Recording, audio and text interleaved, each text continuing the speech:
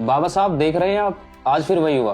कहीं मूंछ रखने पर दलित को मारा गया, कहीं घड़े से पानी पीने पर बच्चे की जान ले ली गई, तो कहीं दलित दूल्हे को घोड़ी चढ़ने पर पीटा गया। लोग कहते हैं हम चांद पर जा रहे हैं, लेकिन जमीन पर तो हम आज भी इंसान को इंसान नहीं समझ रहे। ऊंची जाति नीची जाति, ये जहर तो कम होने के बजाय और बढ़ता जा रहा है। तुम्हें लगता है ये दर्द मुझे नहीं होता था?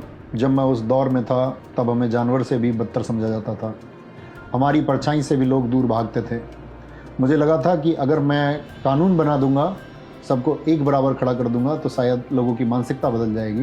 लेकिन आज देख रहा हूँ कि मैंने कागज़ पर तो छुआछूत मिटा दिया, लेकिन लोगों के दिमाग से जाति का कचरा अभी तक नहीं निकला है। पर बाबा साहब, लोग तो ये भी कहते हैं कि ये सब आपने सिर्फ अपनी जाति के लिए किया। उन्हें ये समझ ही नहीं आता कि आपने कितनी मुश्किलों से ये सब तैयार किया। उन्हें क्या पता संघर्ष और ज्ञान क्या होता है बेटे। लोगों को लगता है कि मैंने सिर्फ आरक्षण की बात की। उन्हें बताओ कि जब मैं कोलंबिया और लंदन में अपनी रातें काली कर रहा था, तब मैंने द प्रॉब्लम ऑफ रूपी जैसी किताबें लिखी। ये वही रिसर्च थी जिसकी नींव पर आज तुम्हारे देश का रिजर्व बैंक ऑफ इंडिया अर्थात RBI खड़ा है। सिर्फ यही नहीं, आज तुम्हारे खेतों में जो पानी आता है, जो दामोदर घाटी और हीराकुंड जैसे बांध बने हैं, उनकी नीतियाँ मैंने ही बनाई थी।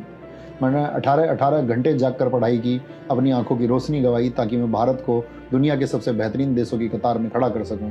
मेरा काम किसी एक जाति के लिए नहीं, पूरे भारत के निर्माण के लिए था। तुम्हारे लिए आराम करने की परिभाषा होगी 1 घंटे रील्स स्क्रॉल कर लूँ, कुछ घंटे चैटिंग कर लूँ। जानते हो मेरे लिए आराम का मतलब क्या था? एक और नई किताब पढ़ लूँ, अपने ज्ञान के दायरे को और बढ़ा लूँ। पर आज उसी संविधान को कुछ लोग बदलने की बात करते हैं।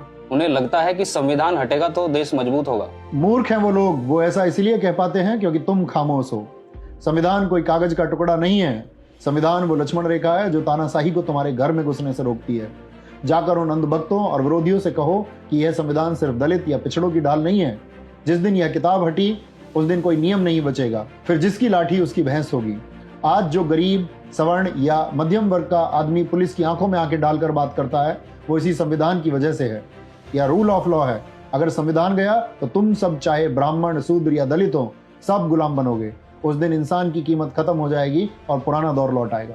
और याद रखना, मैंने तुम्हें वोट की ताकत इसलिए दी थी ताकि रानी के पेट से राजा पैदा होने की परंपरा को लात मार सको। मैंने चाहा था कि अब राजा वो बनेगा जो काबिल होगा।